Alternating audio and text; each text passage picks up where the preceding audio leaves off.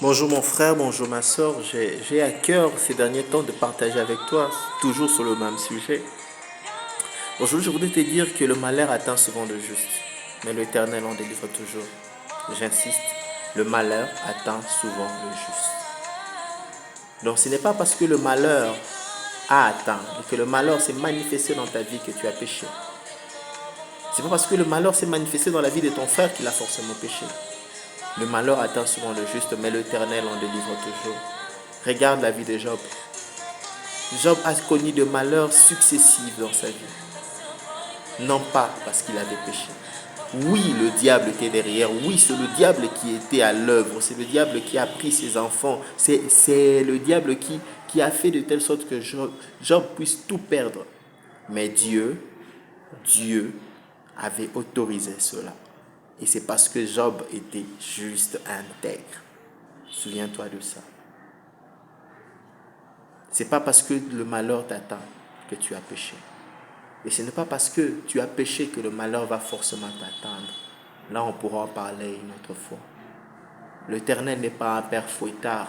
Parce que tu avais péché hier, parce que tu avais péché une année passée, tu as déjà demandé pardon, mais tu sens toujours la culpabilité. Et quand quelque chose ne marche pas, tu continues à demander pardon sur le péché que tu avais péché hier, avant-hier, l'année passée, au moment où Dieu t'avait déjà pardonné parce que tu avais demandé pardon. Non, Dieu n'est pas un père fouetteur. Nous devons avoir confiance en sa miséricorde. Nous devons avoir confiance également à sa compassion.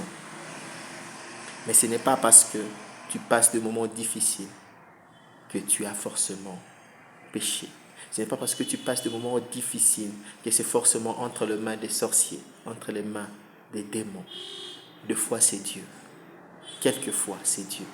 Certaines fois c'est Dieu. Et le plus souvent c'est Dieu. Regarde la vie de Joseph, tu comprendras ce que je veux dire. Joseph a passé des moments difficiles. Il est allé de mal en pis. Sa situation empirée, mais c'était le chemin de Dieu. Regarde la vie de Job.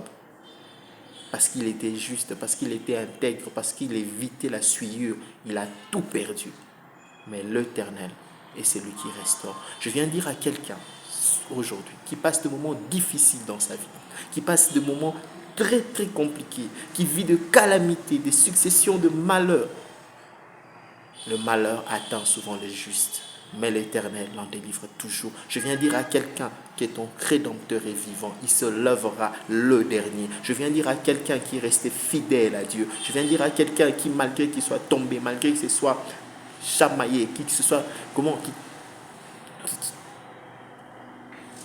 qui ait remis les choses en cause, qui ait murmuré, qui ait réclamé, qui ait même contesté contre Dieu.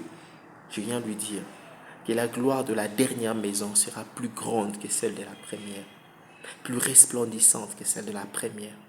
Sois sûr que l'Éternel est celui qui restaure, il restaurera. L'Éternel est celui qui fortifie et qui affermit.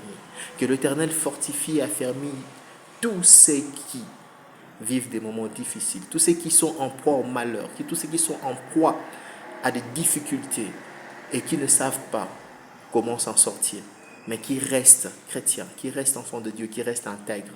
Que l'Éternel vous fortifie. Et croyez-moi, nous avons tout en Jésus-Christ. Et croyez-moi, il n'est pas celui qui laissera son enfant être confondu. Il ne te laissera pas être confondu. Il ne te laissera pas être comme tel. Que Dieu vous bénisse.